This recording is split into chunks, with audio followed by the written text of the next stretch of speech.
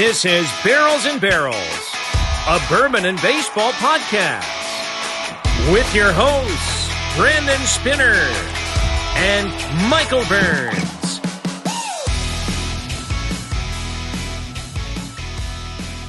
And you heard the man. You're listening to Barrels and Barrels, a bourbon and baseball podcast. High proof and high heat is our slogan. Hello and welcome in. I am Brandon Spinner alongside my co-host, Michael Burns. Mikey Burns, how are you doing on this fine Wednesday evening? I'm doing pretty good. The baseball season's going. The weather's getting nice. I've got my new bourbon shelf. Yeah. Up. Construction in the Burns household continuous. It is continuous. This is only part of it. It's about 90% complete. I've got the boards up. I've got the shelves up. But I've got a finishing touch I've got to add to it that I'm pretty excited about. But just to finally have it all up. Is it what we talked about? I think so. You think so? Okay. I'm going to leave that for the listeners and the viewers and all of our friends to sit on the edge of their seats and wait for that to be finished. I've seen some texts and some pictures from Michael about it. It looks pretty good, man. You excited? I'm pretty excited. Going from a bookshelf to shelving around my... Yeah, Michael had this little bookshelf that he continuously moved around the room, like in one side and then on this side, and then it was empty with all the bottles on the floor. So now he's finally got shelving for his bottles. This is finally my office. It's finally Michael's office. And this is mine and Michael's podcast. As you heard off the top, this is Barrels and Barrels, a bourbon and baseball podcast. Welcome into episode 25 of Bourbon and Baseball. And we're going to jump right into what we've done the last couple of weeks. Episode 25, we're going to start with the number 25. Who was the best baseball player to ever wear the number 25? Michael, go. Again, I'm terrible about number history, but Barry Bonds comes to mind for me. I know a lot of people wear 25 around here for Barry Bonds. I think Andrew Jones wore 25 as well. Hall of Famer Andrew Jones, non-Hall of Famer Barry Bonds, by the way. I would say that Barry Bonds probably had the better career. Right, and he's not in the Hall of Fame. Right. Other players who've worn the number 25, Mark McGwire. Did Mark wear it as well? Yeah, number 25 when he hit the home run with the Cardinals. Jim Thome. Jim Thome, he's a good guy. Another Hall of Famer. Bobby Bonds was number 25 with the San Francisco Giants as well. Because Barry wore 24 when he was in Pittsburgh, and the reason he wore 24 in Pittsburgh was because his godfather, Willie Mays, who was on our last episode, and he just turned 92 years old, Willie Mays.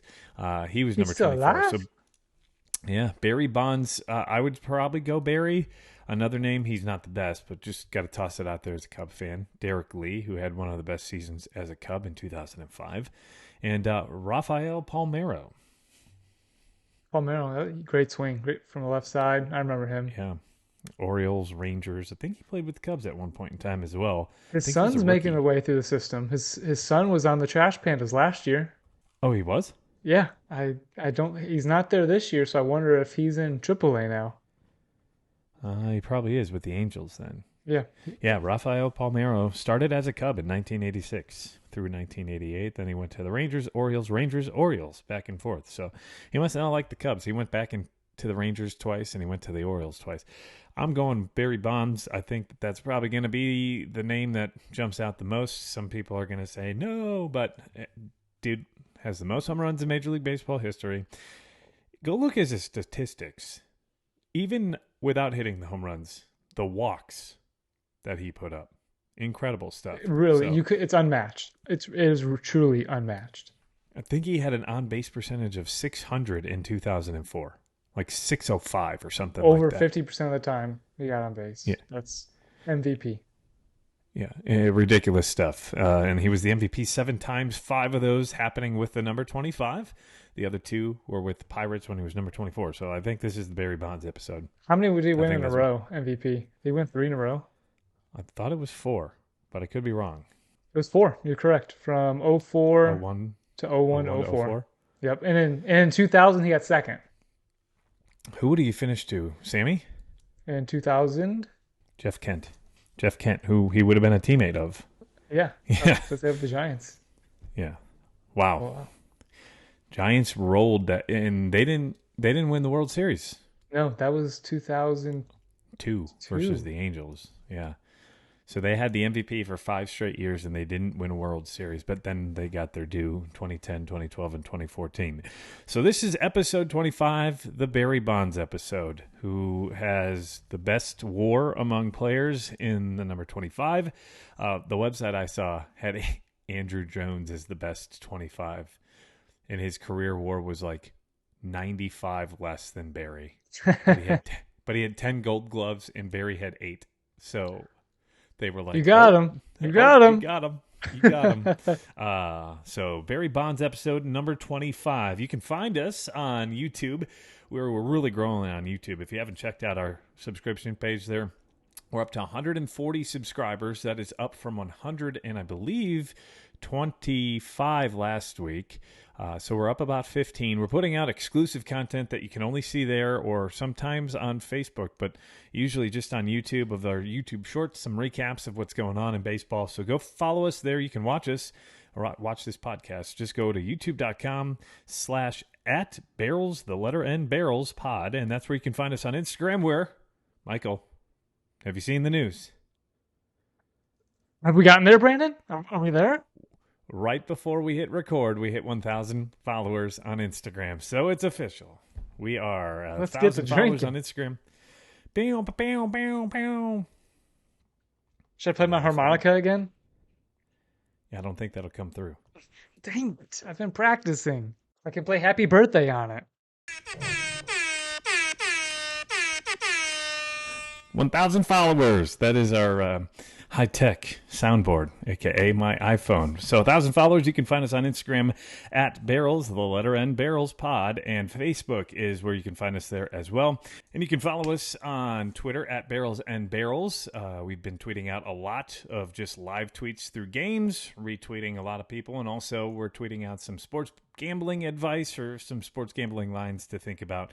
So head on over Also there trash as talk. well. Trash talk, Yeah, of some course, trash too. talk too. Yeah, Yeah, there's been some decent that's fun. trash talk. That's always fun. Especially when you're trash talking the Astros. That's my favorite thing to do right now. The people on Facebook and the Astros, man.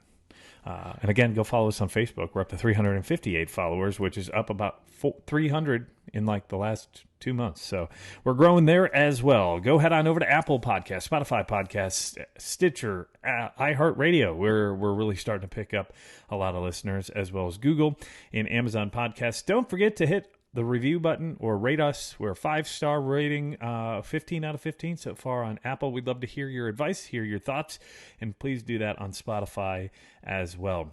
I did want to shout out a couple of new YouTube subscribers, Cody Gass and Ivan Villarreal. I'm hoping that's how you say your name.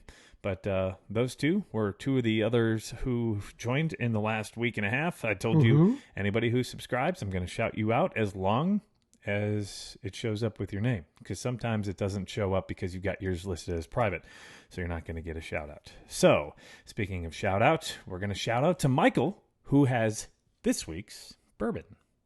I do have this week's bourbon, but one last note. If you ordered a shirt, shirts have shipped. Shirts have shipped. Shirts have shipped. Your shirt, your Barrels and Barrels official shirt is heading your way and could be there in a day or two. Might be there by the time you hear this podcast, to be honest. Unless you live in the Georgia mountains where the postal man has to climb through rocks and, grade certain grades to get to your house, we'll see.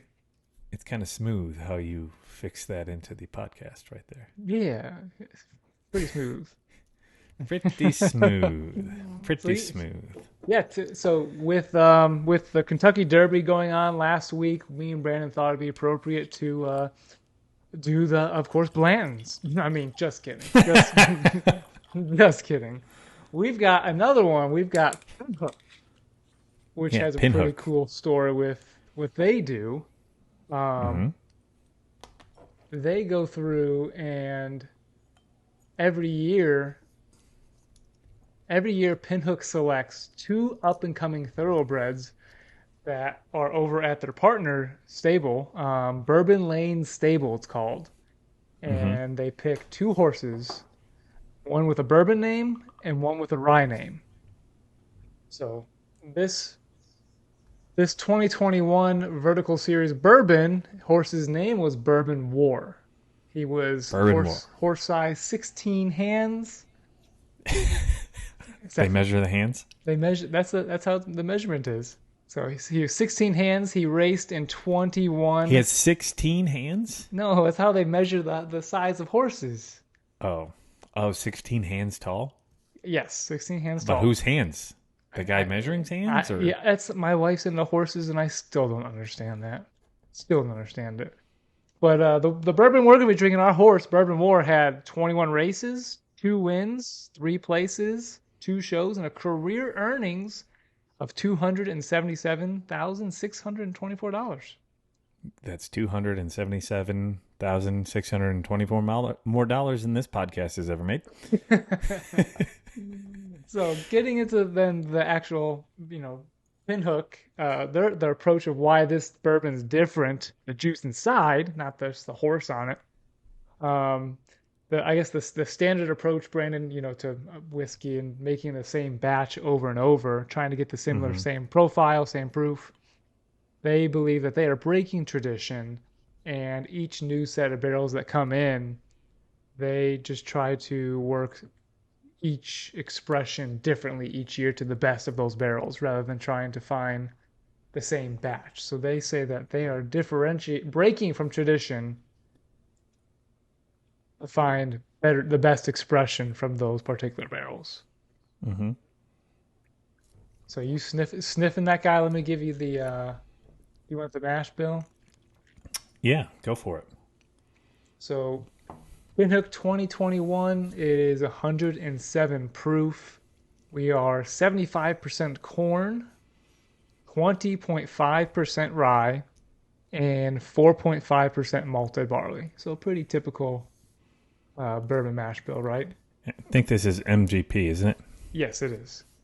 So that's going to be the MGP low rye mash. So it is a 6-year bourbon. 6 years, okay. Unfiltered.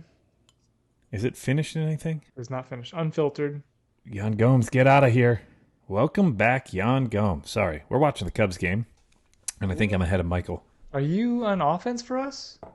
Yeah. What inning? Top 5 or bottom 5? Oh, bottom 4. Yeah, okay. I was delayed. Okay, they just struck out Contreras. Okay, now I'm live, but you guys didn't know that. We would have been fine. But yeah, right off the bat, I've got like a toasted marshmallow s'mores smell. Very sweet off the nose. I get a lot of the oak, some brown sugar. It's a sweet nose to me. A classic sweet bourbon, right? I think it hits all. I've got some dark fruits and very strong brown sugar sweetness. Did we open this one together I on think patio? we did. No, we opened this at my house. At your house? Okay. Yeah.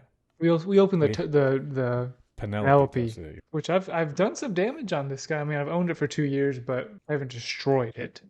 I've probably got a couple pours left. Yeah, I get the same kind of aroma. It's brown sugar, sweetness, spicy sweetness. Brown sugar, dark fruit. I got oak, and to me, I'm thinking a campfire. Like that's what I think of. I was just about to ask you: does it smell flory? Does it smell dry? Does it? I don't think it smells dry. I think it smells very sweet. Like I'm picturing sitting around a campfire with a s'mores in my hand while I'm sniffing this. Okay, well, why don't you take a sip, and I'll get my first sip there, which was a little bit rye for me, a little spicy. Hard to. I mean, it was my first sip, so hard to enjoy. But I did get that brown sugar, honey, toast. Right off the bat.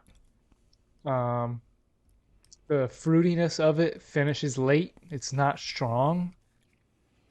How about you, Brandon? First sip. I agree. I think it's really rye forward. It jumps out at you more than the nose. I think I was expecting more of a sweet hit right up the front, but it had that rye spice, and it kind of felt like that just expanded as it continued to develop. There is some sweetness. I thought I got some maple and brown sugar. Ooh, yeah. Mapley I'm getting brown that. sugar oatmeal, like one of those maple brown sugar oatmeal packets that you would make. And then it got like Pop Rocks tingly on the tongue before finishing with a little bit of fruit. But I think the nose to me is better than the palate, for me at least. I think it's a better nose than it when it comes to the taste. It's not as, I think it's missing something. It's missing a little bit of that sweetness that you have on the nose. I think the rye really overpowers it for me. I agree. I think this is not a bourbon to give to somebody who can't handle spice or is new to bourbon. You're like, hey, try this. This is good because they're just gonna that's the typical tastes like alcohol, you know. Hmm. And that's what you kind of get out of this because of that heavy rye on the palate. Yeah. It's masking all the other flavors. And it's not even that high rye of a mash either. At the 20, it's what, 75, 20.5, and 4.5. I think that's the 75, 21, 4, they would say at MGP. Take a smaller sip. The first sip was smaller, the second sip was larger, and I got the same thing. Yeah, well, so now that you're acclimated, take a little bit smaller one. And I got a little less. They got much honeyer by taking a smaller sip after letting it burn. Let it mellow a little bit. Right. I still find it overpowering. There's a little bit of a sweetness. I'd call it maple up front, but to me, it's still very. It's not bad. Would you think that this was finished based off of the honey finish a little bit? I thought it was finished just off the nose. That's why I asked earlier. It had more of a like toasted barrel finish to me, but it's a lot harsher on the palate. I would think for it to be finished. It's a good bourbon, but it's very rye forward to me. And if you're Right. not a fan of rye, and if you're not great with the rye spice coming through strong, I think that this is probably going to turn you off a little bit. I would buy a bottle of this personally if I saw it. What's the MSRP? MSRP is 65. Okay, so it's up there. A And this little is lower 20 than this some of is the. 2021. This is 2021. So they have 2022 and 2023 vintages Mhm. that are out now. But they're all supposed to be unique, right? They are supposed to be unique. That's what they're saying. They're breaking the tradition. Breaking the tradition. Just like each horse is unique, right? Right, right. I got you there, didn't I? I didn't know what to do with that. Oh, But so yeah, like you said, the rye spice, I enjoyed as just tasting it after it's mellowed. I did mhm. get the site says a Tahitian, Tahiti. Do you know what I'm trying to say? Tahitian? Tahitian, yes, Tahitian vanilla and black cherries. I get that in the finish, and it lingers. It's not a cheap bourbon that you taste it and it's gone. These flavors are hanging around on my tongue. I can get down with that. I I took a bigger swig there and didn't like. I swigged it around a little bit. There's a little more sweetness to it. I'm still getting a burn as I talk. I think the finish is probably the best part of the pour itself. Right. I would, I could nose this all day. This is one of the better noses in my mind.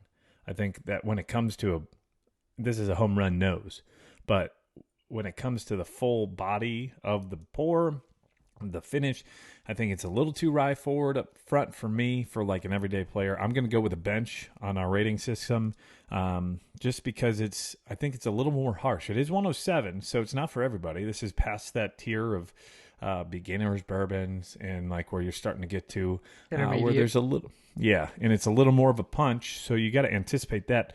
But I think this drink's hotter than a 107. Yeah. I was thinking the same thing of benching this guy, but the more I sip on it, the more flavor bomb I'm getting after that rye spice. The rye It's is got a still there. If I take the smaller sips, like you're supposed to, you're supposed to enjoy your bourbon. You're not supposed to drink it. You're supposed to, yes, exactly. Pinky out. Pinky out, bitch. That's right. third week in a row we got to write explicit on the damn podcast. And you get you enjoy it. But man, if I enjoy the flavor after that rye, and the more little sips I take, the more I'm going into the flavor bomb. I might start drinking this more often. This is pretty good. I think I have to go with an everyday player for me. So Michael's going with an everyday player. How often do you rank something higher than I do? It's very seldom. It is. It is. Usually I'm the yeah. Yeah. Yeah. Oh, he is the Axe Man, as I like to call him. There's a big shout out to Bobby. You can find him Bad Axe Bourbon on YouTube as well as on Instagram. He's awesome. He's funny. But yeah, he's the Axeman. Hey, is that Seiya? Nope, he got another hit, but it's not going to be an RBI. In my The wind up and the pitch to Seiya, and Seiya gets the base hit to left field. So Michael rated this an everyday player on our Barrels and Barrels of Bourbon and Baseball podcast rating scale. I went with a bench, and let's break it down. Michael, a Hall of Famer is our top category. We haven't ranked one of those yet, but that is the best of the best. That is the one that takes the cake. Only a handful of players make the Hall of Fame. Everything you look for in a bourbon. Right, and we have yet to rank one of those. And we've been close. We've been close. There, and we heard that a couple weeks ago with that blue note. But next is All-Star. All-Star is, you've got an All-Star on every team, right? By Major League standards, there has to be an All-Star on every team. But usually there's 2 or 3, sometimes 4 or 5 on a pretty good team. That's the bottle that you want backups to your backup of. That's the bottle that you share with your favorite friends. You share with the people that love bourbon. And that's the one that is like your most coveted bottle that is not your Weller WLW. Right. That's the one you talk about. Like when we do this podcast and I re-listen to one that I rated an all-star, at that point as I'm listening to our review of it, I want it again in that moment. Mm-hmm. That's how I know I rated it right, is when I want it again. And that blue note, I want it again. The rabbit hole, I want it again. Mm-hmm. And you just ranked this an everyday player. Can you explain to us and the listeners who are just tuning in for the first time what an everyday player is? Hey, everyday player is one that you enjoy, that you will go to often. It's not necessarily your favorite, but you think it is a good classic pour.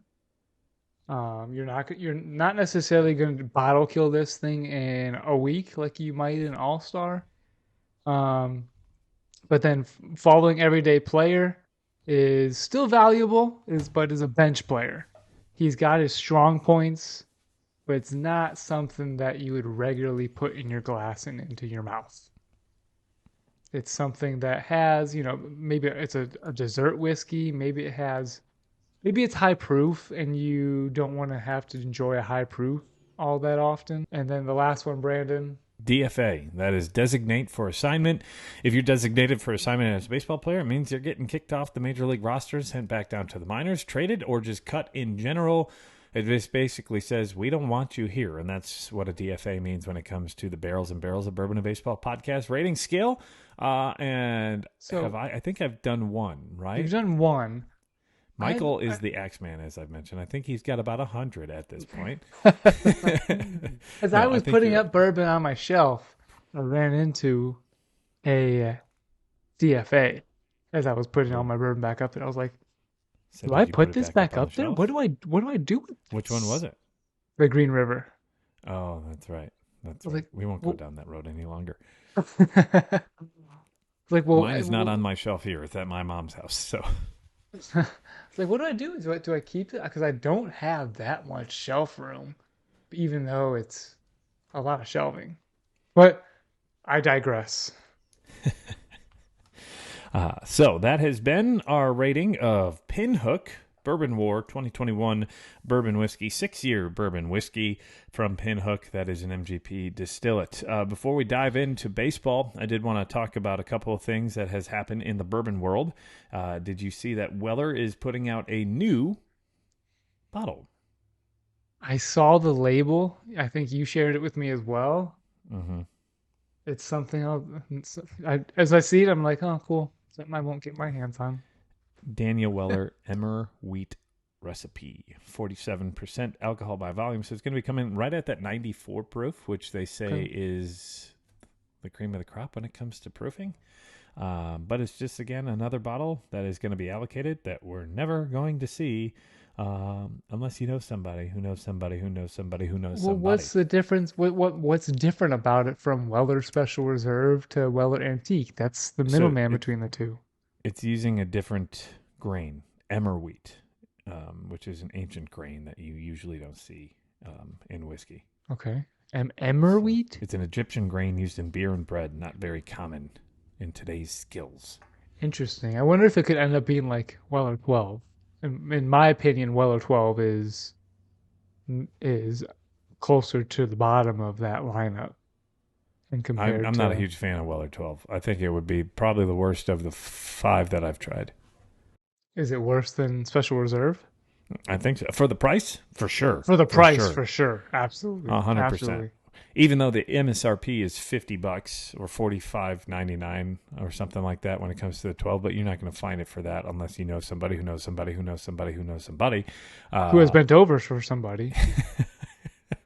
But yeah, so this is Daniel Weller, which is going to be that Emmer Weller, Emmer wheat. The other news, big news that dropped earlier this week is Penelope was bought out by MGP Ingredients. That is Yeah. an awesome thing for Penelope. Congratulations to Penelope. Nothing's going to change other than the better distribution. That means it's going to be available for more people out there, which is awesome. Except in Alabama. It's going to be coming out in Alabama. I guarantee it. Now that it's an MGP, how much? You know how much stuff is MGP sitting on the shelf in Alabama? About 50%, if not more. Right, more than people realize. So what that's going to do for Penelope is it's just going to allow them to distribute it better. They're going to have more product. Everything's run by MGP now. MGP has bought in Lux Row Distillers. They own Ross and Squibb, which is Remus. So they've got a very, very good foundation now to help just continue to distribute their stuff and make the same stuff. They're putting great stuff out there. We've already reviewed one of their bottles, the Toasted with Brandon from Major League Bourbon. And I'm excited. They've got a new one coming out called Rio. I think it just hit the shelves, which is really cool. Oh yeah, I saw that. That dude Ryan. Yeah, Yeah. that one dude Ryan just did a review on that. I saw Penelope. It was a 6-year Penelope, and it had baseball seams on the sides of it. And Brandon Lawson said he would ask somebody at Penelope about it, but we never got a response back. So then I saw one. I was like, well, do I buy this? If it's baseball sort, I didn't because I didn't know why. If it was just Shame on you, Michael. Shame on you. But that has been it. Can we move on Go now, ahead. Brandon? Yeah, can we move on? And that has been it for the bourbon portion of the podcast. Now we turn to the baseball portion of the podcast, which we use trivia every week as our buffer. And this week's trivia is brought to you by Mitch Keller, Pirates pitcher, who just threw his first career complete game shutout. So, this week's trivia question, Michael, has a little bit of a tie-in with that. He's a Pirates pitcher, and the Pirates have been playing great baseball here to start the year. So the question is, when was the last complete game shutout by a Pirates pitcher, and who was it? It's got to be Garrett Cole in 2015. Is that your final answer? It is. I have to preface this. The last 9-inning complete game shutout. Okay. Because it has been done once before by Trevor Williams, who pitched a 6-inning complete game shutout, but that one was postponed. That was back in July of 2018. But it is Jameson Taillon, now a current Cub. He did it on April 8th of 2018. So that same season, he did it versus the Reds with 9 innings, 8 strikeouts, and, of course, a shutout.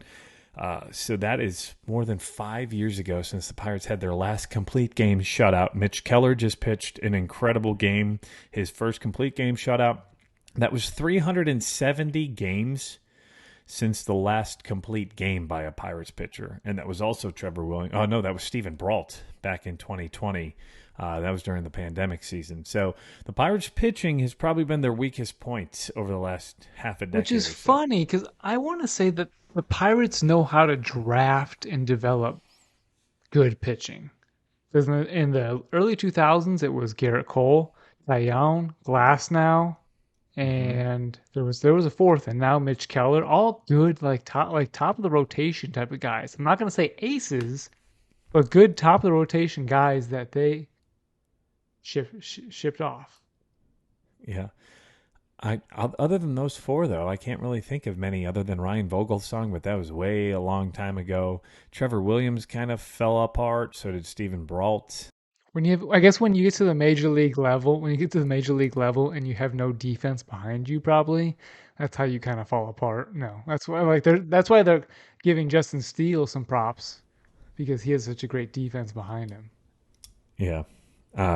So Mitch Keller, that was a great game. And the excitement that he's had a great year. He was a top 20 prospect when he got called up in 2019. He just hasn't put it together. This year, his ERA, I think, is down to 2.72 so far through 7 or 8 starts. He's having a good year. Hard. And the Pirates are going to need him to do that. That's what they were hoping for. And he's getting closer to being at the point where they're going to have to make a decision, right? Are we going to trade him or are we going to re-sign him, right? This is his 4th full league year, if you include 2020, which is, but this is going to be his first full 4 years in big leagues. So we're getting towards the end of that clock, so to speak. Before we jump into that, I want to talk about the players of the week. I have some gripes with it. Coming out this week, there were 2 players who got players of the week. Sean Murphy, if you don't know him, he is actually a catcher for the Atlanta Braves. You wouldn't have known him last year because he played in Oakland. But now he's in Atlanta. He's having an incredible start to the season. He leads all Major League Baseball players on the batting side with wins above replacement. He had a great week last week, and I think that should have gone to Lourdes Gurriel of the Arizona Diamondbacks, who had the same WAR. He had the highest slugging in baseball. I think he was at 2,500 for an OPS last week. If you're in the 2s, that's just unreal. Now, he only played 4 games of those 6 games, so his plate appearances were a little lower, but he had 4 home runs last week. He drove in a ton. He scored a bunch of runs, and by WAR standards, he was equal with Sean Murphy. I think that's more of the Braves are in first place and second best team in the league, and that's who we're going to give it to. It's definitely, it's the same as the pitcher of the month. They went with the big market team that everybody knows, Garrett Cole, over smaller market Minnesota Twins, smaller Sonny name, Sonny Gray. Mm-hmm. Same thing. Yeah, so all credit goes to Sean Murphy. He went 9 for 25, 3 home runs, a double, 5 runs, and 12 RBI. But look at these statistics. They're right here on the side of the screen on YouTube. That's another reason to go check out YouTube. Lourdes Gurriel Jr. went 8 for 14, so that's above 500. 4 home runs, so out of all the hits he had, half of them were out of the ballpark. 9 runs, 6 RBIs. Here's his slash line. 571, 684, 1429. So it was a 2113 OPS. That's a player you'd fear when he'd step in the box as a pitcher. If he's hitting that with those numbers. Right. So all the props to Sean Murphy. And he did it from the catcher position, which is a tough, demanding, and he's been great on defense. But I do think if you got rid of the names and you just looked at the numbers and chose the numbers, I think you go with Lourdes in my mind. And that's the biggest gripe I have in the American League. Because American League Player of the Week is a guy who has been hitting very well, Masataka Yoshida from Boston. Masataka Yoshida. Who has had a really great stretch the last couple of weeks, not just last week. It was like the 25. First week. The first week he was quiet, and then all of a sudden he has just gone off. Yeah, and with a Boston team that's just gone off. But 12 for 25, 2 home runs, 2 walks, 7 runs, 8 RBI, and he had a 480 average. That's great. But here's the issue. Luis Robert. I got to see him in action. Robert, by the way. It's Robert now. Oh, he changed it? He's changed it back and forth 3 times. It's Luis Robert. Luis Robert Jr. Yep. It used to be Robert. Now it's Robert. And then what is Robert again? And it's back and forth. Luis Robert. I saw him play last week, and I went to 2 games in Cincinnati on Friday and Saturday. Let's just call him Luis Bobby. Luis Bobby. Lou Bob is what they actually call him in Chicago. Oh, really? Yeah. That's awesome. His name is Lou Bob. So we're going to call him Lou Bob from now on. I made the joke because during warm-ups, I saw him run, and I said, hey, he does know how to run, because a week ago on Saturday, he was benched for not running the ball out. Since then, here's what he did over the 6 games following.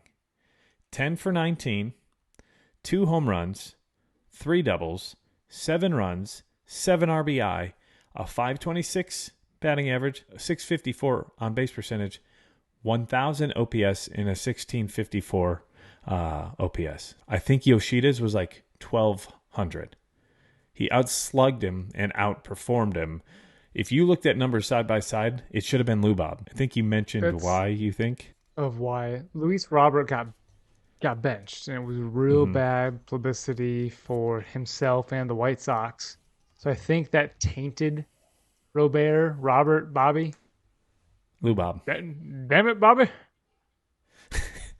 So I think that tainted him a little bit to say, hey, a guy who didn't run out to first base. And I think if you had those guys side by side and you had that kind of feel, I'm going to give it to the other guy. So I would have given it to 3 other people in the AL over Yoshida, though. Go look at Salvador Perez. Go look at Dalton Varsho. They both had better weeks last week. And I believe there was another player in the American League. Oh, Santander from the Orioles had a better week than Yoshida. So why is it that he got it? If you're looking at this for player of the week, you've got to look at the numbers, and you've got to take the equation of who they play for, where they play for. It's a player of the week. It's not what happened a week and a half ago. It's not what happened over the weekend when you got benched. It's not that player. It's the statistics and what he meant for his team. Luis Robert had the best WAR among players in all of baseball last week by 0.3 more than anybody. Right. And he was not even considered, basically. That's my gripe. And that's where when it comes to awards, it's not going to the correct person. And that's my issue. So that brings me to another point. If benching a guy really has an effect, because Robert was benched for not running out to first, and from that point on was player of the week. Mm-hmm. Javier Baez was benched for forgetting how many number of outs. Since then, he has hit 3 home runs, only 4 strikeouts, and actually before today, he only had 1 strikeout in his last 23 appearances at the plate. So Javier Baez, since being benched, is batting .281, .361, .562. That's old Javier Baez right there. Since the benching. Can you trust it, Brandon? That it's not just a 1-week hot streak and Baez could be back? I do think that you have to stay. Javi is the kind of guy I think you have to stay on. Right? And I think that's how Lubob is. And that's on you as a manager, because you have to know your players. You have to know who needs to be ridden. You have to know who needs to be yelled at. You have to know who needs to be babied, right? Like, each person is different. They're not all the same. If we were all the same, we'd all be robots. We'd all be easy to coach, right? Some players are more coachable. Some players aren't. I do think that Javi's shown it, right, for years. It wasn't just a flash in the pan when he was runner-up for AL or NL MVP in, 2018, 2019. 18. He had another year where he was fantastic, and then from there he started to fade. 2020 really was the year that he fell off the planet. So runner-up in 2018, and then 2019 he wasn't as great, but he was still great. Right. His counterpart, I mean, he might have just sparked the Detroit Tigers with that benching. And the manager might have just made a move, because now Riley Green, who was moved to a bench role now suddenly in his last 7 days, is batting 400, 455, 600. And that's what they expected out of him last year out of center field. So suddenly the Detroit Tigers have moved into... What is this? Hold on. Second place in their division. Second place in their division. Yeah. They've won 7 of their last 10. They've upped that run differential, and they're playing good baseball. Yeah. They are one of the best teams in the American League right now. By statistics and by the way they're playing, their pitching, their defense, their hitting, they're almost back to 500. Yeah. They've got the pieces. We'll talk more about them as we get to our rankings this week, which is a little bit later on in the episode. A couple series to talk about this past weekend. Two great series. The Dodgers versus the Padres, which is always fun. Big rivalry now. Both teams are competitive. Both teams have a ton of talent. It did play out where the Dodgers took 2 of the 3 from the Padres. Great series, though. Great series. Great pitching. Just all around fun. Tatis in game 1. Did you see what they did to Clayton Kershaw on the I scoreboard? did because Tatis took Kershaw a yard twice. And they put a crying Clayton Kershaw on the scoreboard. Was that the day after or was it the day of? I think it was the post game. Post game. Which, did you see Kershaw's reaction? Yeah, he said if I would have pitched better, they wouldn't have done that. Right. So, I mean, let's go, Clayton Kershaw. Yes. That's what it's Right. all about. Don't get pissed off about it. Use it as, hey, you know what? If I pitch better, that's not up there. That's on me. And he did I'm going to today. strive to do better. And he did today, and he shut down the Brewers today with 7 it's the innings, I Brewers. think.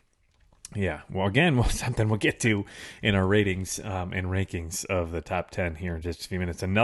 This was my favorite series of the weekend. I watched a lot of baseball this weekend. I went to the Reds-White Sox game twice. I watched a lot of the Cubs. But the series I watched the most of, there were 2 of them. This one, Baltimore versus Atlanta, where it was at the time the 2 teams with the 2 best records outside of the Tampa Rays. It was Atlanta and Baltimore. Baltimore took game 1 9-4. Game 2, Atlanta won in the bottom of the 8th with Kevin Pillar's 100th career home run. And if it wasn't for that, the Baltimore Orioles probably win that game. And then game 3 went 12 innings long, and the Orioles lost to the Atlanta Braves on a Michael Harris Walk-off double to end the game. So there's 3 games that basically came down to the wire outside of game 1, where it had a World Series kind of feel too, right? American League. I was just about to say, could you see that as a World Series preview right there? And It were great games. It could. They were fantastic games. The pitching was great. The defense, that was a lot of fun. The other series that I liked was Seattle versus Houston. An amazing comeback on Saturday night with Seattle coming back. They were down, and they scored 7 runs in the bottom of the 8th to come and win, taking the victory against Houston, who's like their daddies, right? For the last couple of years. Those. If you're a Seattle fan and you score that many runs in a game, that is some of the most exciting baseball. That to just late see in the your game. team, right? To just see your team know they didn't give up, and that they're just gonna keep playing and put up those many runs. Like, wow, we scored 2 runs. This is awesome. Oh my gosh, 3.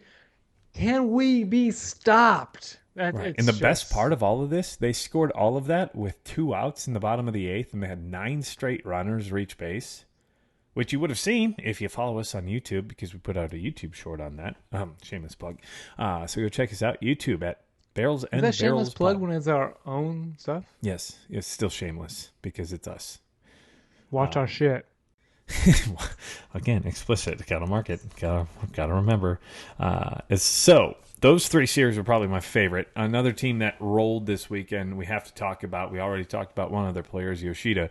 The Boston Red Sox went on an 8-game winning streak, which just finally ended with the Phillies win on Sunday. And then on Monday, they were off. They lost last night to the Braves. And currently, they are playing the Braves in the bottom of the 7th. The Red Sox outfield could arguably be right now one of the hottest outfields. Masataka Yoshida, Alex Verdugo, and Jarren Duran. Over the last, I want to say, 14 days, I would say their batting average is 350. It's got to be. That's with some guys hitting in the 400s and some hitting like 325. 350 might be lowballing it. Their outfield is on fire. If you look at their Baseball Savant, their statistics, which is a great page to look at, go to Baseball Savant. You look up a player and it shows like their slugging percentage. It shows Exit velocity. Yeah, exit velocity, swing percentage, chase percentage. All of their numbers are red hot. Red hot. That they can't be stopped right now. And they're currently beating the Braves as we're watching this here in the bottom of the 7th. And here's another thing of note. They're beating the Braves 3-2. If Kenley comes in tonight, Kenley Jansen could get his 400th career save, which would only be the 7th person to ever reach that milestone. So that, real quick, do you think that makes him a Hall of Famer? If he's the seventh person to have top seven to be saves. Mm-hmm. I believe the top three are the only I ones who mean, when have the guy made it was to with the the Hall of Fame. Dodgers, he was a force. He was a force closer. I would say he's in the running. I'm not. I have to look at the rest of his stats, but just to be in the 400 saves club for what he did in LA, who knows if LA is be able to have that kind of run without him? Right. But he's I definitely in think the he, discussion. I think he is more so because of the fact that he's not done yet. I don't think making 400 is going to get him there. He's seventh on the all-time list right now. He's behind Mariano, Trevor, and then in third place is Lee Smith. And then the next three ahead of him are not in the Hall of Fame, and that is Frankie Rodriguez, John Franco, Billy Wagner. Kenley's at 399. He's got another year and a half left on his deal, and he said he wants to continue to pitch from there. So I'm going to say he's going to get 25 a year for the next 4 years. That's another 100. That would put him third on the list, and that's where I think he becomes a Hall of Famer. All of course, has to deal with health, but I do think that when all is said and done, like you said, he was one of the most feared closers in the game. He was a shutdown closer. Right behind him, actually, is Craig Kimbrell with 397. So Kimbrell probably hits 400 this year if he gets Kimbrel his has things. less than him. Yeah, because he's been hurt a bit, and he Okay. missed. Remember, he missed in 2021. He missed the first 2 months because when he came to the Cubs, he didn't pitch for. Right. He got signed in June. So, I think that the coolest thing about who we talking about, oh, Kenley. the coolest thing about Kenley Jansen, he was a catcher coming up through the system, and they're like, "Dude, you've got a cannon," and they threw him on the mound, and I think that's why he doesn't have a full arsenal, but he was just had such an arm. They said, "Hey, let's try you out at pitcher." Either that or he couldn't hit. I don't know his full story. Probably both. Sometimes, But- well, and catching is a tough position to hit at because you're juggling so much, and usually as a catcher, it takes longer to get you into the big leagues. And they may have just seen something there with him, and they were like, "Yep, no, we're just gonna jettison you right up to the bigs right now." Right. But Right. so you were talking about the outfielders for the Red Sox. How long do you want to go back? I would say at least the last 2 weeks, they're probably all batting 400. Okay, so April 24th through May 10th. Last 14 days, Yoshida's batting 356, 408, 644. Verdugo's batting 326, 396, 628. And who was the last guy? Jaron Duran. Dorian. Is batting 341, 396, 545. Yeah, they've been incredible. They've been incredible. Right now, power ranking outfield, that they're number one. Yes, because I do think that there's a team in the NL who's pretty good outfield, but one of them looks like Kosuke Fukudome right now, so can't include them. I'm talking about our You own do have Chicago Cubs. Acuna, Michael Harris, but left field is Who's in left don't know. field for the Braves? there's Pilar or Ozuna. Oh, yeah, that's right.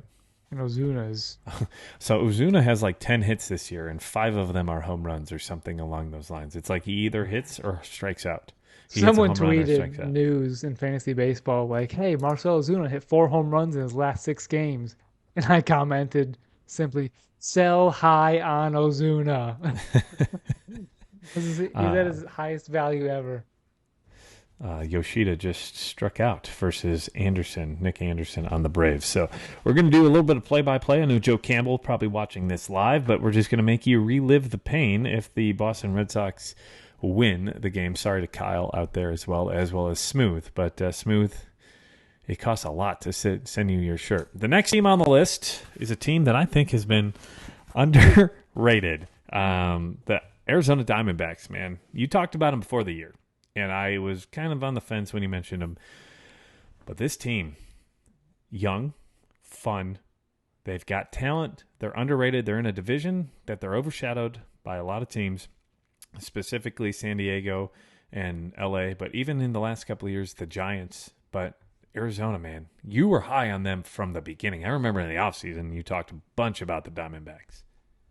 Because again, they have children coming. They've of course topped by Corbin Carroll, but last year Alec Thomas came up, who was a top 10 prospect. Has been Hmm. forgotten about just because he hasn't jumped the gun right Right. away. He's got speed. So you got Alec Thomas, Corbin Carroll in the outfield. Hmm. Uh, Lourdes, who they got with the Lourdes, Dalton Varsho trade. Jake McCarthy, they were very high on, a fourth outfielder for him. They were very high on him. Their infield of Cattell Marte, Could be one of the better fielding shortstops in the game. second baseman right now. Oh, second baseman. He's at I'm second thinking. base. Yep, I'm thinking of Ahmed at short, who's one of the Right. better shortstops in the game. Christian Walker hit at first base, hit 36 home runs last year Mm-hmm. as a first baseman. That's what you need out of first base. You can't ask for more. Nope. And then catcher, they got Dalton Varsho and Yeah. Gabriel Moreno. No, they Pitching, traded. they've got They traded Varsho to the Blue Toronto. Jays. Yeah. To the Blue So, Jays, and but that's they how got Lourdes. Moreno back. Mm-hmm. Mm-hmm. But bullpen wise, Gallen's looking like an ace. He's competing for Cy Young. Yeah, in the rotation. Right now he's my front runner for Cy Young because the stuff he's doing is incredible. But yeah, last week Christian Walker was like the fifth best player in baseball, and he didn't even get looked at for NL Player of the Week. But that Diamondbacks team, there, I think the starting rotation, Merrill Kelly's been great so far to start. Kelly's been great. They've got kids. They've got big kids coming. They've got let's see. This is Fott old. just got called up. So But he's going he's to had be two rough starts. But Mhm. hey, But he's young. It's He's two. young. It's two. Ryan Nelson and Tommy Henry are the only other two in the staff right now because Zach Davies is on the IL. Which is okay. Yeah. Ryan Nelson, he's not had the best year. It's really the Zach Allen and Merrill Kelly show, and then that offense. They're putting up some runs. They're putting up a decent amount of runs. They're putting up 187, the second highest in the division, and that is the third highest in the NL out of all teams. So And I think props to them, to the ownership and GM for moving on from Madison Bumgarner this early in the season. right, Go ahead and give your future kids the chance who right. you believe in to be studs and let them learn at they've dominated minor leagues. There's no need to send them back down. Let them learn at the major league level. Right. And you know what I'm going to give them props to is keeping Torey Lovello, the head coach, the manager of the Right. team.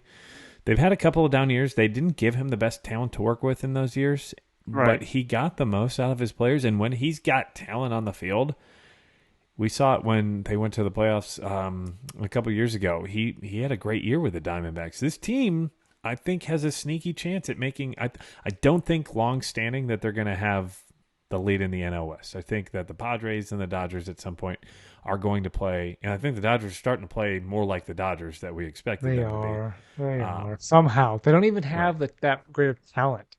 And they're Right. doing Well, it. and they've lost a lot of the talent that they used to have, but they just continue. Like Outman, where'd Outman come from?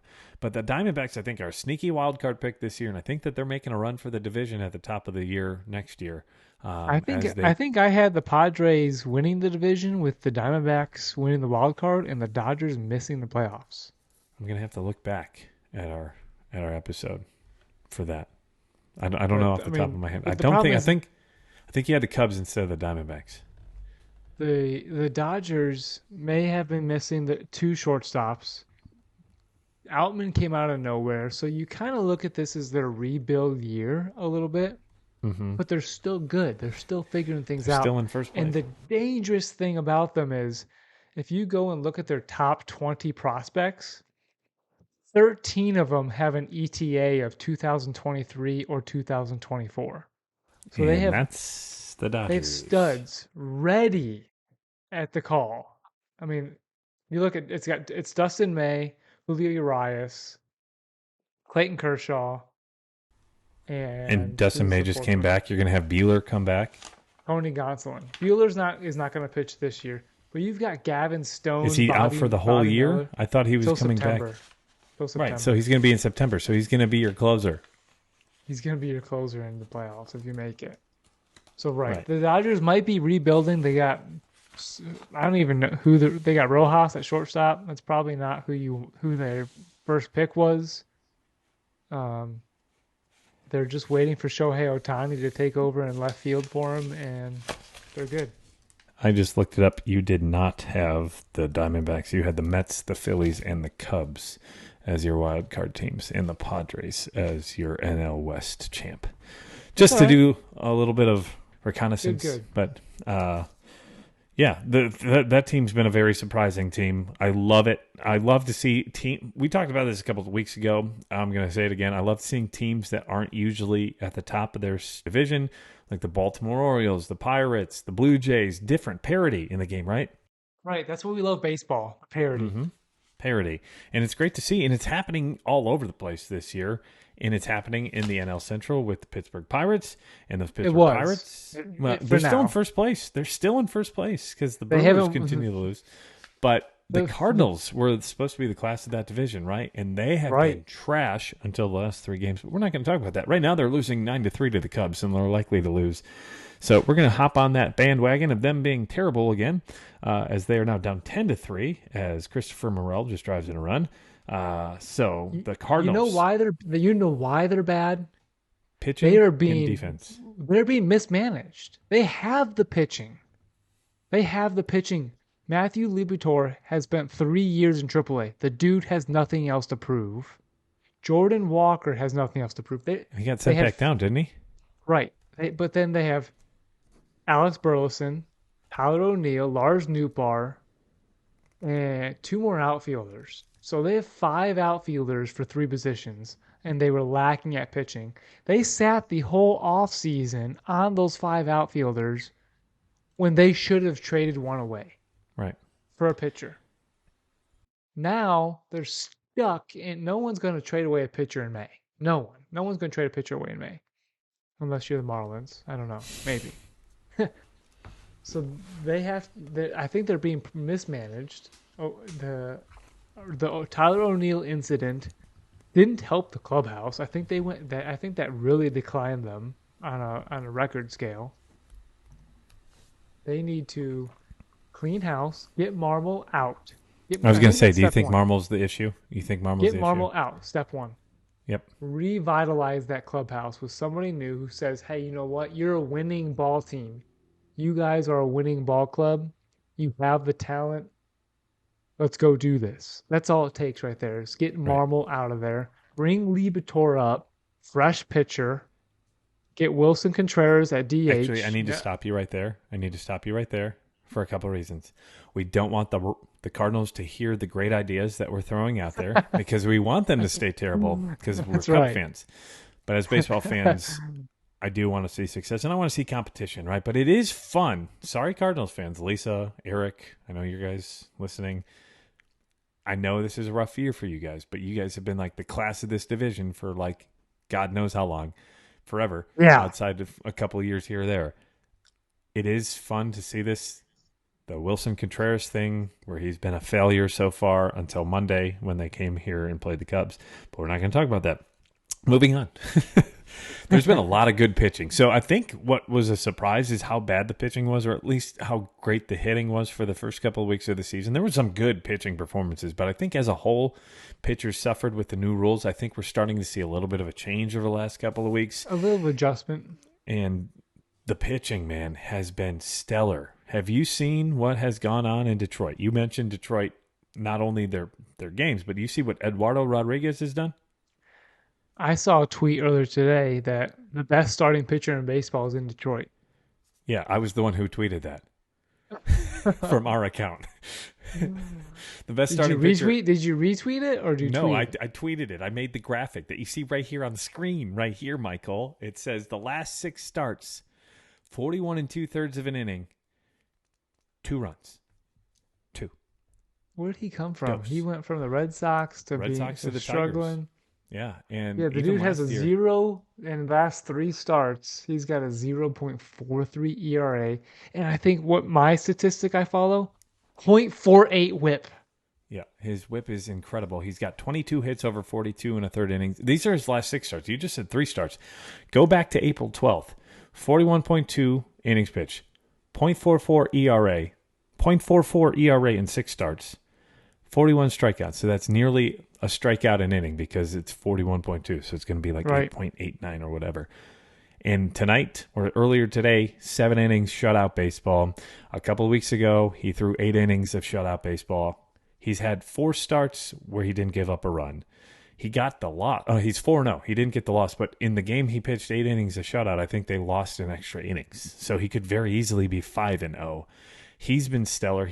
Right now, I would give him the AL Cy Young Award with these numbers. 1.57 ERA on the season. That's third best in baseball behind Sonny Gray and the guy who's pitching tonight for the Cubs, Justin Steele. But I think Justin, with the 2 runs that he's given up, his ERA is now ballooned up to 1. His Steele's 1.82 ERA, so not as high, but still below 2. I think his key there is 4 walks in those 34 innings of his 5. I only have 5 starts listed here. Yeah. He's only got 4 walks. It's been insane. Great, and that's great. Again, parity. He's been great. Another Detroit pitcher has the pieces, man. They have Spencer Torkelson at first base. That's why last year I thought they were a sneaky undercard pick to finish higher in that division. I think I talked in our predictions episode that I think that they were going to finish higher than a few teams in their division than you had anticipated earlier this year, just because I do think A.J. Hinch is a very good manager. He won a World Series with the Astros. Now, we know what happened with that Astros team, but I think he's still a very good manager. Right? You buzzing over there? Yeah, sorry. It's my new tattoo. Your new tattoo. The Kellers, right? Mitch Keller has been great. I meant the Millers. Bryce Miller with the Seattle Mariners, his first 2 career starts, insane. He gave up 0 runs in another 6 innings this weekend versus the Astros. In his first 12 innings in the bigs, a 0.75 ERA, 15 strikeouts, 1 earned run, 4 hits. Insane there. Mason Miller pitched another great game after that 7 innings of no-hit performance the other day. Zach Eflin just returned for the Rays, like the Rays need any more help, right? He came in with 7 innings of shutout baseball. The unfortunate news for the Rays is Tyler Glasnow came back with a setback in his that's rehab. not good. But the Rays continue to win, and we'll get to that again in our rankings here in just a second. Alex Cobb has been doing things in San Francisco that you didn't expect. He had a good year last year, too. He did. In San Francisco. He did. He's got a 2.01 ERA right now in 40 innings. He's 2-1, though, because of the team he plays for. But Mitch Keller, we already talked about. Mitch Keller's got 4-1 with a 2.72 ERA, 1.3 WAR. Nathan Eovaldi, did you see what he did again? He's got a 20 consecutive scoreless inning streak. He's got the second best WAR amongst pitchers in baseball, tied with Garrett Cole. The whole season? 1.7. The whole season. It's because his ERA is 3.22. He had a couple of rough starts, but he's gone 20 straight innings without giving up a run. That always helps. Helps. Definitely helps. Framber is really starting to turn it on. He had a great game last night. I think 8 Framber is innings. the quality start king, man. So if I had money to put on someone as a long shot for a Cy Young Award, Framber Valdez right now is 20-1 for your money. He's pitching as the 10th best pitcher in the majors right now, and he's behind Garrett Cole, Ohtani, McClanahan, Luis Castillo, Kevin Gausman, and he's 6th on the list. So that would be a sneaky, if you've got a couple bucks that you want to try to just maybe turn into $40, $2 to $40, Framber is a sneaky pick for AL Cy Young. So far, he's got a 2.38 ERA. He's 3-4. He's not getting a whole lot of run support. I think the easiest thing to look at in a quality pitcher is quality starts. Don't look at wins. Wins is very offensive related. Quality starts is more focused on the pitcher. He's in first place in quality starts, tied with Marcus Stroman and Shane Bieber.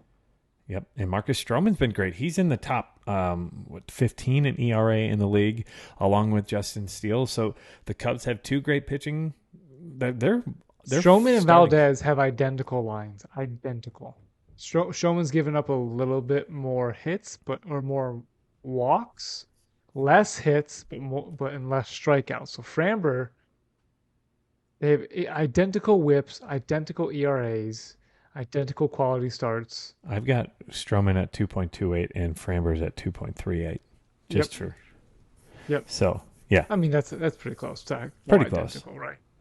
So both of them. I don't believe in Stroman's Long term. I know you long hate term. Marcus Stroman. Michael is the biggest hater of Marcus Stroman in the game. So I don't believe in him to be a top of the rotation type of guy.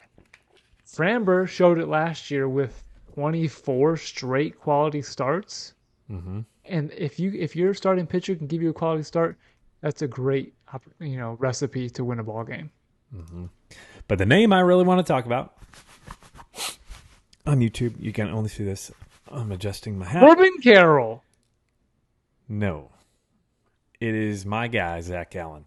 He's the best pitcher in baseball outside of Eduardo Rodriguez right now. He leads the entire league in WAR, or at least F-WAR from Fangraphs. 2.4. He had another great outing last night. He's got a 2.36 ERA, 11.6 K per nine. He's only walking 1 per nine, so that strikeout to walk ratio is like 10.8. The dude's got 6 walks in 50 innings. Yep. And he's striking out, 64 over 50 64 innings? Yeah. over that 50 innings. And he had one rough start, and that was his last start before last night. So he has been insane, very underrated. And I want to just let me just double check where he's at when it comes to NL Cy Young Award, because that might be another name you might want to throw some money. Okay, he's second on the list. Spencer Strider right now. Well, they're actually tied for the top. So Spencer Strider and Zach Gallen at plus 230. So that means $2.30 for every dollar you bet. That's not the best bang for your buck. He had better odds earlier in the year, but he's had an incredible season. If that continues, the Diamondbacks will continue to stay as a team to be reckoned with. And speaking of the Diamondbacks to be a team to be reckoned with, let's turn to our top 10. Before we get there, though, I have one thing I want to point out. Did you see the standings quirk in the American League? I did see that, how the East and Central lined up perfectly. Yeah, so if you go to MLB.com and you look at MLB.com/standings, and this is as of May 10th, 2023, the way the AL East and the AL Central are listed on the website, it always lists East to Central to West. The entire AL East has better records than the AL Central.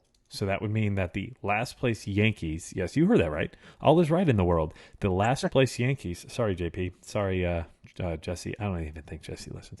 The last place Yankees would be in first place by a game over the Minnesota Twins. That's how great that AL East is. Yeah. Every team's above 500. Every team is above 500 and by more than four games or more. And they all have a positive run differential. So that turns to the standings that we have, Michael, of our top 10 rankings, our power rankings of our baseball team so far here early on in the season. This is our third installment. This is going to be week 6 of the baseball season. I'm assuming, I haven't looked at your list yet, but I'm assuming nothing has changed among our top 2. You are correct. I have Tampa Bay Rays at number 1, hard to argue it, and Atlanta Braves number 2. Yeah, Tampa at 29-8, and the Braves are currently 25-11, likely to become 25-12 after tonight. But tonight does not play into our power rankings. These are as of the morning of May 10th, 2023. So the Braves have won 8 out of their last 10. The Rays are 7 out of their last 10. They have the 2 best records in baseball. The Braves just beat the second best team in the American League this weekend in a 3-game series. Even though they were close games, you still have to give it to the Braves. Yep. So I'm going with the Rays and the Braves. Who is your third team? Number 3, I've got Texas. Texas has won 7 of their last 3. Their run differential jumped. It is now 82, which is good for second best in the American League by far. Second best in baseball. Is it second best in baseball? Mm-hmm. Right. So second best in baseball, but for the American League, the next closest from their 82 is Baltimore. 29, and that's Baltimore. Mm-hmm. So Texas's offense is here to play. If you have a starting pitching matchup in fantasy, sit that pitcher against Texas right now. I have Texas in 5th. Okay, they're on your board. I really teetered back and forth. Texas was 6th last week, so they make a jump in my board by 1. So they're in fifth. My third place team is the Dodgers. The Dodgers we talked about earlier on in the podcast. In their last 10 games, they're 8-2. They Right. beat the Padres, their rival, this past weekend. They're 23-15. They have the best record behind the Braves in the NL. So they've second best record in the NL. They've got a team on paper that should win that division, right? They're playing like one of the better teams in baseball. When you go 8-2, hard to really rank you any lower than third when you've already been. They were fourth in my ranking last week, and they jumped the Baltimore Orioles, who I still think are a great team. And before this weekend, I had them as the second best team in baseball until the Braves beat them. But I have the Orioles at 4 on the list. Mikey. Yeah, I have LA right behind Texas. I've got LA at 4 and Baltimore 5. So I mean, you could really those 5 teams right there are all hard to, those are the top teams in baseball right Yeah. now. And I think 3, 4, and 5 you could kind of put in any order depending on the series of the hot series, streak, right. right? The Dodgers were 8-2, the Rangers were 7-3, and the Baltimore Orioles were 6-4 in their last 10 games. So I kind of ranked them in that order. And the Pittsburgh Pirates were 1-9. Oh, sorry, we're not there yet. Yes. So that was your 3, 4, and 5. Who was your number 6? Number 6, Boston kept moving up. They were my 8 last week. Boston is 6. They keep hitting. They've improved that run differential. They were the second team to hit 200 runs this weekend. I just hope that they can find something. Maybe Chris Sale figures it out and gives them someone they can rely on. Maybe Brian Bello can give it to them, but they just need pitching, and that team could be a force. Mm-hmm. They are they're the third highest scoring team in the league. I have them 7th. They made one of the bigger jumps, 5 from 12 to 7 in my rankings. I'm going with Toronto ahead of them. Toronto was on my list last week at 7 until they lost the last 2, and they've been 3 out of 7 here. So, but yeah, that hurt them for me. That doesn't include the game today, though. They were 4-6 coming into today, so it wasn't as bad. They still are scoring runs. Their pitching scares me, but I do think overall they've got great pitching, and their pitching just hasn't figured out. Gosman, right. Well, Manoah. Gosman pitched great today versus the Phillies. Do you see how they lost the game today? No, I'm not. A ground ball double play by Harper, and I think Bichette threw it into the stands to end the game. Oh no! It would have ended the ending From double Bichette. play. It's on our Oh, Instagram no. story right now, I believe. Yeah, Dang. and we were speaking of Kenley Jansen earlier. He is currently in to get the save. Unless he falls apart, he's going to get it because they're up 5-2 here in the top of the 9th. So I better get this tweet ready. So I had the Blue Jays at 6, Boston at 7. You had the Red Sox at 6. Who was your 7th team? 7 is the New York Yankees. They are at the my. bottom of the AL East, but they are on a 3-game winning streak. And I believe those wins are coming, not all 3, but the wins are coming against the Tampa Bay Rays. I know at one point they were winning 6-0 against the Rays. So they have the same record as the Boston Red Sox, Toronto Blue Jays, but they have the best run differential. So a little bit of a bad streak for the Yankees, but they've won 3 in a row and against a good team. So I've got them number 7. And then number 8, I've got the brand new to the top 10, the Los Angeles Angels of Anaheim. How about that? They have one of the better records in the AL outside of the AL East. They have the 3rd best record outside of the AL East. No, 2nd best record outside of the AL East. They've won 6 of their last 4. The run differential is increasing, and they're winning games against good ball teams. So you had in 7th the Yankees. I have them in 14th because I do not believe in what's going on. I don't believe. They just got Judge back, who's going to help them. But this did not include today's rankings, where I think they beat the Rays today, right? So they've won 2 in a row against the Rays, but that was not included in today's ratings. So they're in 14th. They did make the biggest jump for me. They went from 21st to 14th in my standings. There you go. But in my 7th place is Boston, right behind Toronto. So 6 is Toronto, 7 for Boston, and then 8th for me is So the Arizona how come? Diamondbacks. Let me pause you there. How can you put Toronto in front of Boston? They have identical records, but Because you're Boston looking had at the an eight records game. before today. They were Still, Boston had an 8 game winning streak before 2 days ago, and and Toronto, Toronto lost 3 of their last 10.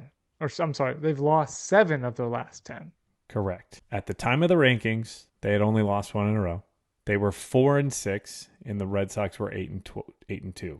I'm just that winning 8 game winning streak. Right, but they also had a better record than Boston at that point in time. They'd given up less runs than Boston has at this point in time. I think as a team, they are better than the Red Sox.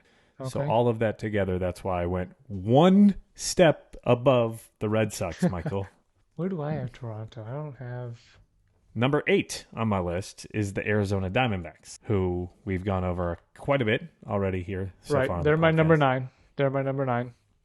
And my number 9 is the same team as last week, just because they're leading their division. I didn't really want to do it, but I didn't. It was either them or the Angels. I didn't. But the Minnesota Twins. No. Your number Minnesota Twins is your number 9. Correct. That's what I said. Oh, I thought you said that was 10. Sorry. No, I said number 9 is just because they're leading their division. Listening is a skill, Michael. We teach our daughter to use your listening ears. I've got data on 2 screens here. And so yes, all right. So Minnesota at 9. I Number couldn't 9. put Minnesota in based on their last 10. Their losing streak right now.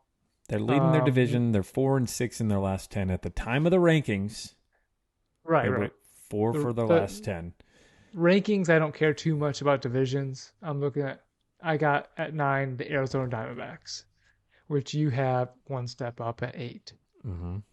And then my 10th team is the Houston Astros, who have been.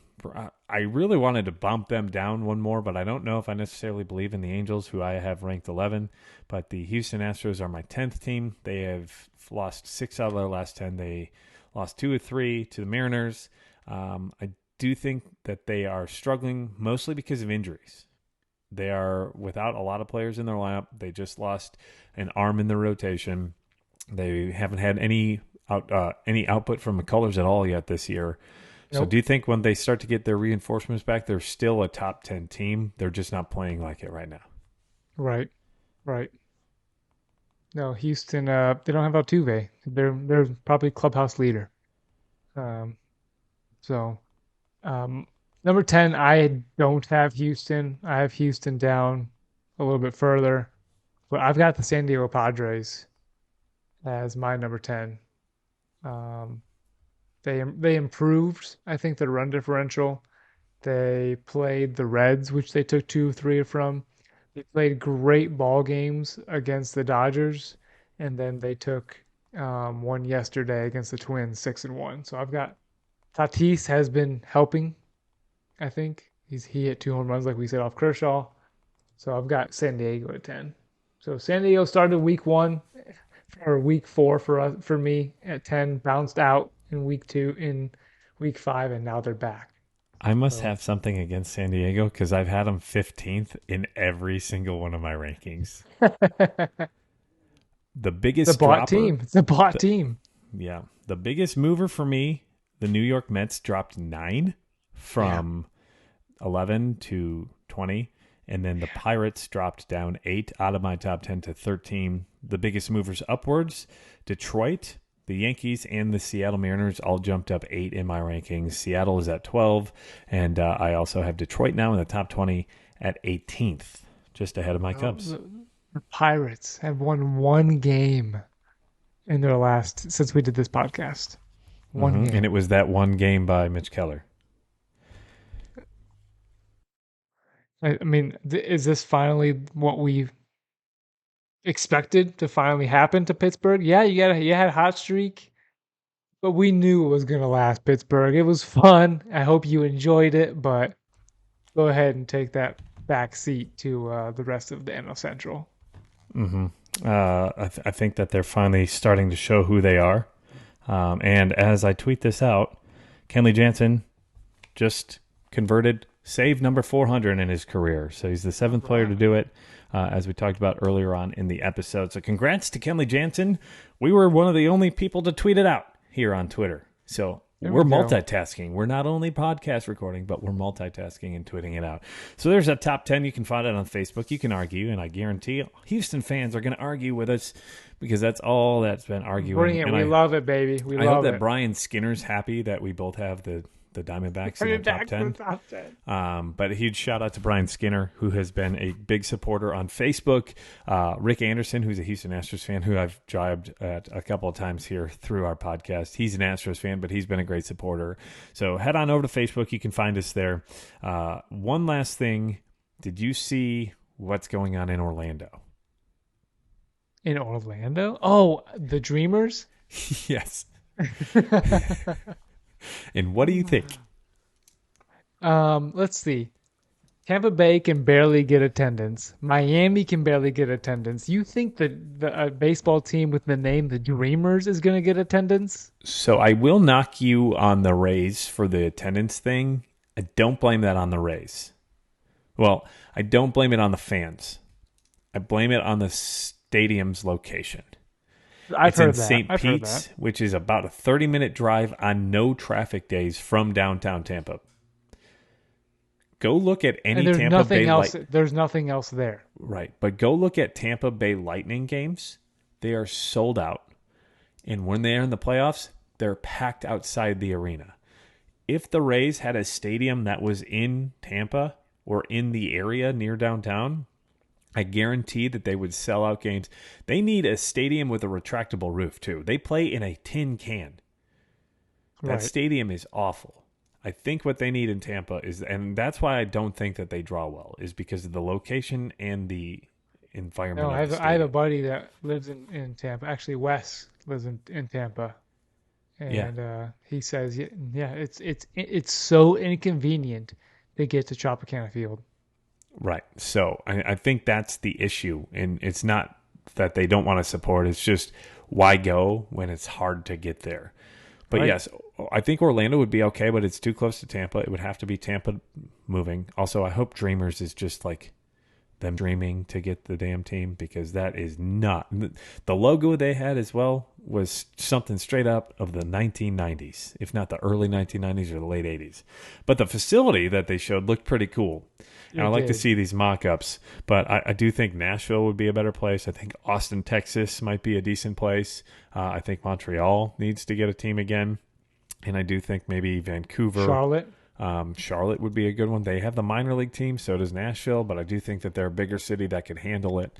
So it'll be interesting to see as MLB does their expansion here over the next couple of years. I do think we'll have another two teams in the league here. I know my picks. Nashville, for sure, is the one. Nashville's number one, of course. And where's number two? I think Charlotte would be a good pick, being that side that part of the coast doesn't have anything. Yeah. I'm not a Mexico fan. I'm not a Portland fan. I want to see. You want a place where players want to go live. You don't want to do Mexico City. Are you going to attract multiple good players to Mexico City? I really don't think so. I doubt it. But it'll be interesting the next couple of years with the A's most likely moving to Vegas. That's going to take away Vegas from an expansion team. So we're going to have a couple of spots. I think Vancouver, Montreal, Nashville, those cities, as well as you mentioned, Charlotte. Wouldn't be surprised if we see another team try to sneak into the Northeast, and I think that might be a Montreal thing. But we'll watch. We'll see, and we'll know here in a couple of years. But that has been it for episode 25, the Barrels and Barrels, a Bourbon and Baseball podcast, the Barry Bonds episode 25. Barry Bonds. And you can find us on Instagram. We just hit 1,000. Woo! 1,000 followers. Go. Facebook and YouTube. That is at Barrels and Barrels Pod if you want to check us out there. Twitter at Barrels and Barrels. Email. I didn't mention that earlier, but if you want to email us, if you want to buy a shirt, we have a couple extras. That is barrelsandbarrels@gmail.com. We're on Spotify, Apple, Stitcher, Amazon, Google Podcasts, and iHeartRadio Podcasts. Please leave us a rating and a review. Let us know what you think about the show. If you like the show, if you don't like the show, whatever it is, we want to hear what your thoughts are, and we want to make this the best listening experience for you. So if you've made it the full hour and a half of episode 25, the Barry Bonds episode, thank you for listening. Michael Burns, high proof, high heat. Any last words for our friends, family, listeners, and trolls? Let's go.